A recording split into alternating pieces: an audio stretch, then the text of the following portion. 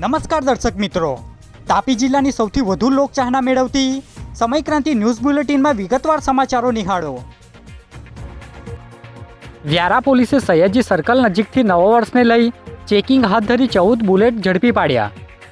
તાપી જિલ્લાના વ્યારા પોલીસ સ્ટાફના માણસોએ વ્યારા શહેરના સયાજી સર્કલ નજીકથી ધ્વનિ પ્રદૂષણ ફેલાવતા 14 બુલેટ ઝડપી લઈ કાર્યવાહી હાથ ધરી છે, જેમાં બુલેટ સહિત કુલ 17 ગાડી ઝડપી લઈ 20,600નો દંડ ફટકાર્યો છે, જે માહિતી બુધવારના રોજ 12 કલાકે મળી હતી। તાપી જિલ્લામાં નવા વર્ષની ઉજવણીને લઈ ખ્રિસ્તી સમુદાય દ્વારા ધમોડી વિસ્તારના ચર્ચમાં પ્રાર્થના સહિતનો કાર્યક્રમ યોજ્યો।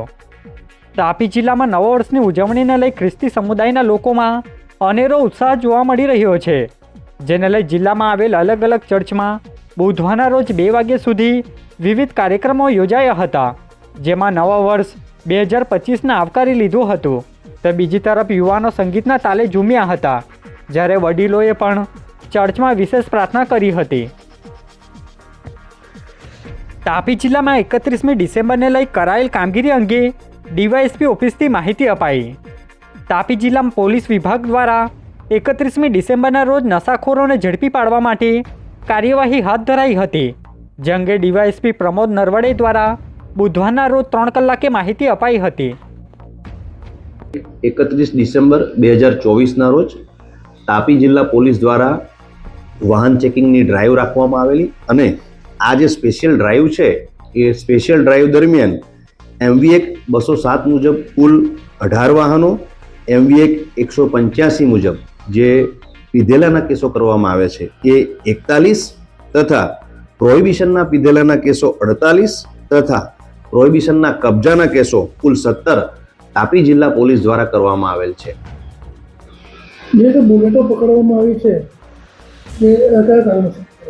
આ ટોટલ અત્રેના જિલ્લામાં 14 બુલેટ પકડવામાં આવેલી છે। એ બુલેટો ડિટેન કરવામાં આવેલી છે અને એ જે અવાજ કરતા હતા જુદા જુદા પ્રકારના, એ અવાજ કરવાના કારણે એમને 207 મુજબ ડિટેન કરવામાં આવેલ છે અને એને મેમો પણ આપવામાં આવેલા છે।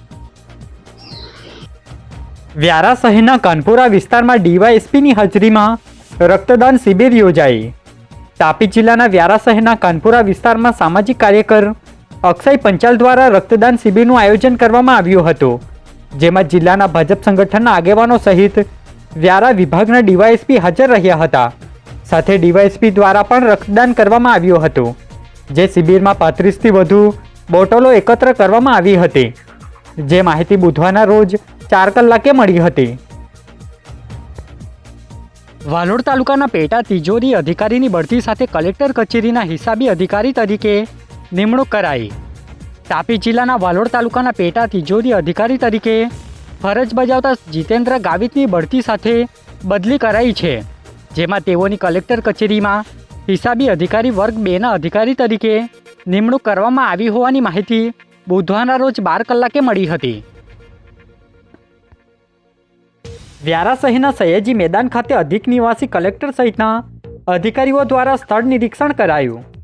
તાપી જિલ્લામાં આગામી 26મી જાન્યુઆરીના રોજ રાજ્ય કક્ષાનો પ્રજાસત્તાક દિનનો કાર્યક્રમ યોજાશે, જે અંતર્ગત સ્થળ નિરીક્ષણ કરવામાં આવ્યું હતું, જેમાં અધિક નિવાસી કલેક્ટર દ્વારા સયાજી મેદાન સહિત અલગ અલગ જગ્યા પર સ્થળ નિરીક્ષણ કરવામાં આવ્યું હતું, જેમાં અધિકારીઓ હાજર રહ્યા હતા, જે માહિતી બુધવારના રોજ 4:30 કલાકે મળી હતી।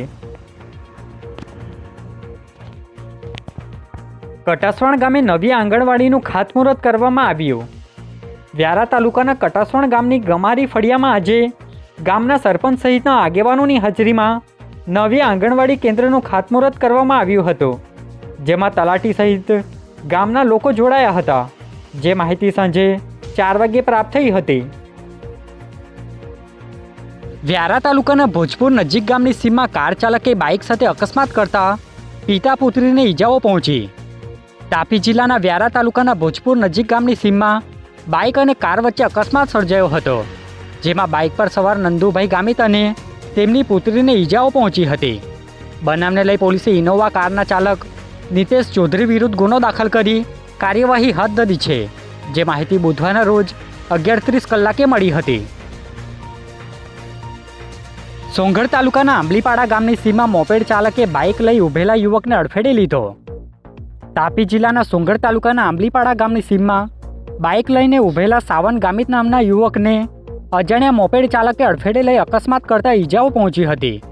બનાવને લઈ ઈજા પામનાર યુવકની માતાએ ફરિયાદ આપતા પોલીસે ગુનો દાખલ કરી કાર્યવાહી હાથ ધરી છે, જે માહિતી બુધવારના રોજ 12:30 કલાકે મળી હતી.